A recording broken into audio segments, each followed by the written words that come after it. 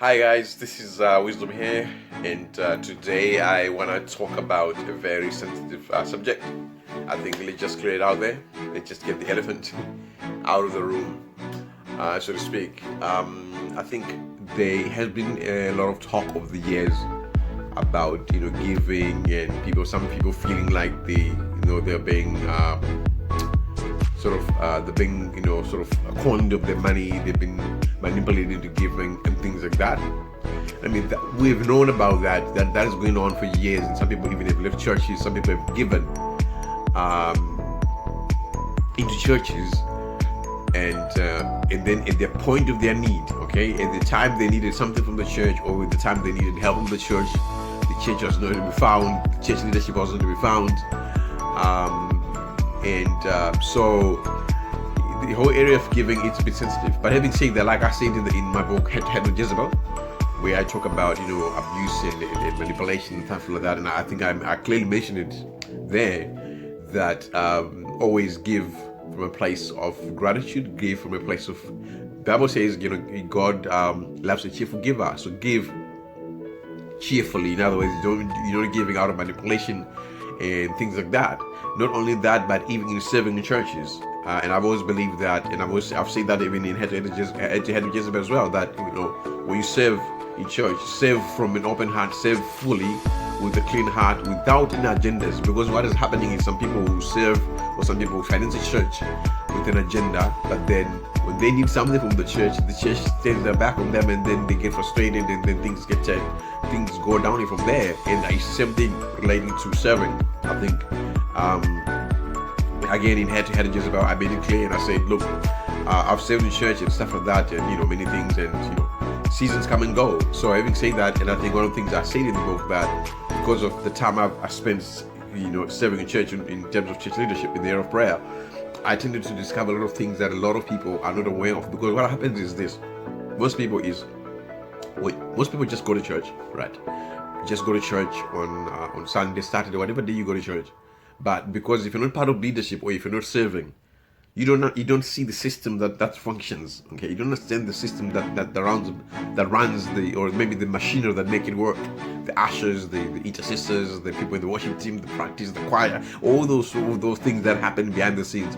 You don't get to see them, because all you do is show up in church. There's someone at the door.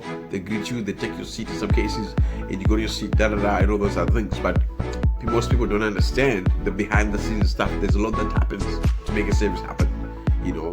So in saying that, I was basically saying that as one goes to church, whether you're giving money, or you're serving in church, do that from a place of being cheerful. In other words, there's no hidden agenda. If you're coming to see that the church is needing something, and you say, okay, fine, I don't have a lot more money, here's my $10, or maybe if it's a case where you feel like, oh, you know what, I've got a lot of money at the moment, you're like, okay, fine, I want to save, here's $10,000 towards the work of God, with an open heart, no agenda, no hidden agenda. And that means in the future, if for any reason something happens in the church, or something happens to church leadership, if you decide to leave for any reason, you're not gonna cry foul, say, I give them my money, or I was used, because when you gave from a cheerful heart. So no matter what happens, whether good, evil, whether you leave for good, or whatever happens,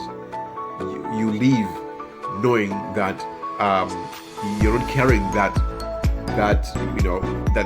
sort of injury, because a lot of people do that. They give in the churches with an hidden agenda, and then when the church doesn't dance to their tune, there's a problem. Some people do that too. They also things happen there. So, but even saying that, what I want to tie it down to is, obviously, so the whole issue of giving has been controversial in the church for a long time. It doesn't have to be a controversy, because the Bible is very clear in terms of tithing, in terms of giving to the poor, all those things is very clear.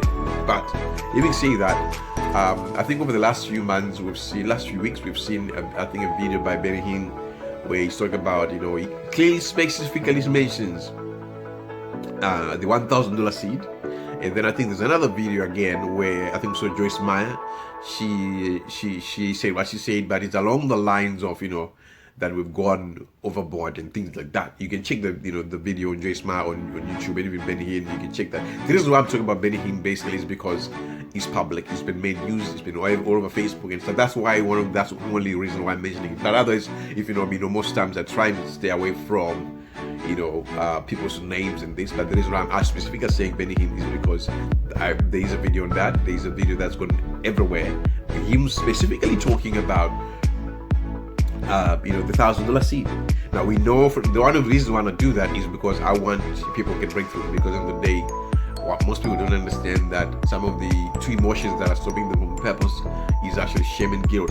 So some people have given $2,000, $3,000, $5,000 out of shame, out of guilt, and then they've been disappointed to have no return or to have nothing emerging from their giving that they've been manipulated into.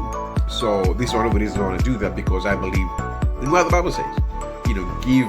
God loves to cheerfully give. Meaning give cheerfully. In other words, you're giving cheerfully. You have no agenda, no, that sort of thing. Same as, So basically, and so I'm saying this to say, I think in relation to what Benny Hinn was saying about the $1,000 seed, what has happened is over the years, people have been manipulated. Give 3,000. If you do this, give 3,000. And then in the process of the conversation, because somebody's already in the room, or maybe they're watching a telethon, the whole words, the whole structure around it, there's an element of people feel guilty. People, there's that guilt and all those things, and that are coming into play, and the way it's structured it's just been crazy. But even say that people have questioned this whole thing of $1,000 seed and stuff, and let me just be clear.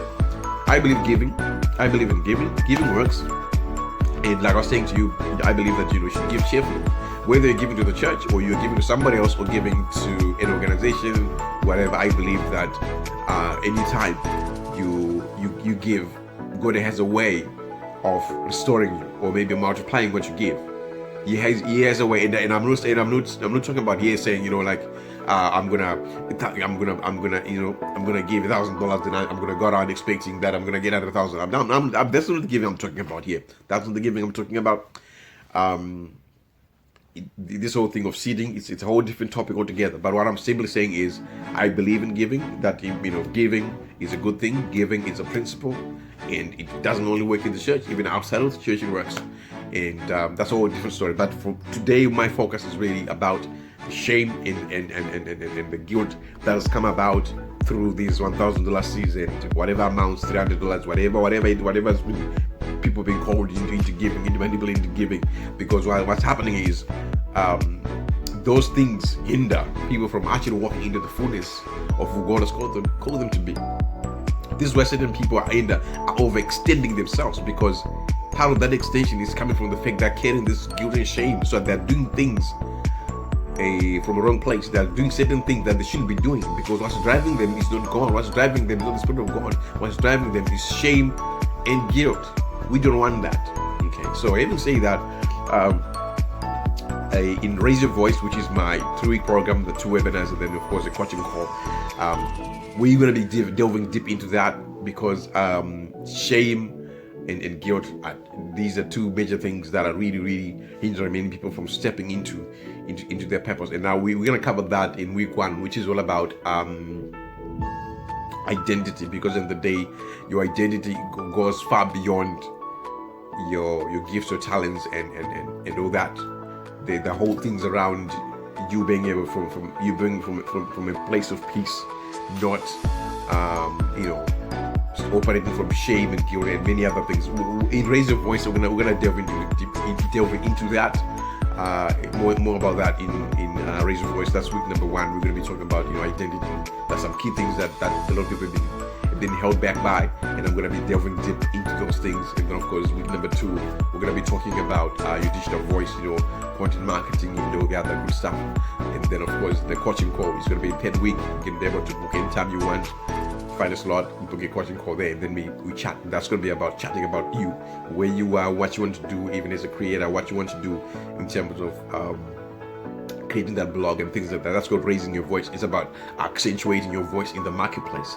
So one of the reasons I just sort of do this short, quick video to address that fact, that fact that some of the way that people are being manipulated into giving. It's very dangerous, because some people are now walking around with shame and guilt. Some people have given out of shame and guilt, which is not really good. So having said that, I gotta bounce, and hopefully that you have heard my heart relating to this video. I mean, relating to that issue, but otherwise, most times I try and stay away from people's names and stuff, because I really believe that one ought to be able to walk in the purpose fully and things like that. So having said that, I gotta bounce, but always remember you have in common destiny. And for more on Raise Your Voice, you can check it out by the link below. And of course, I'm gonna put another free ebook for you as well. If for any reason you feel like Raise Your Voice is free at this point in time, that's fine. I'll put another free ebook for you on identity, which is of course my gift to you. And then for those already who are committed to do the work, so that maybe you've got a book idea, you've been wanting to do a blog, you've been wanting to do YouTube. I know some people with chapters, you've written chapters of a book years ago. Maybe you wrote one chapter and you got stuck. It's coming to almost to the end of the year. On the vision board, you originally I want to write a book. For some reason, time is holding you back on that. But in Raise Your Voice, we're really gonna do the work, both from emotional, spiritual side, and all the other fundamentals, and then of course from a practical standpoint, in saying, okay, fine, in the digital space, what's happening now, what is happening, and that sort of thing. So having said that, I gotta bounce, and always remember you have a common destiny, and it's time for you to raise your voice. All the links are in the comments below. So you guys, I'll catch you later. Bye.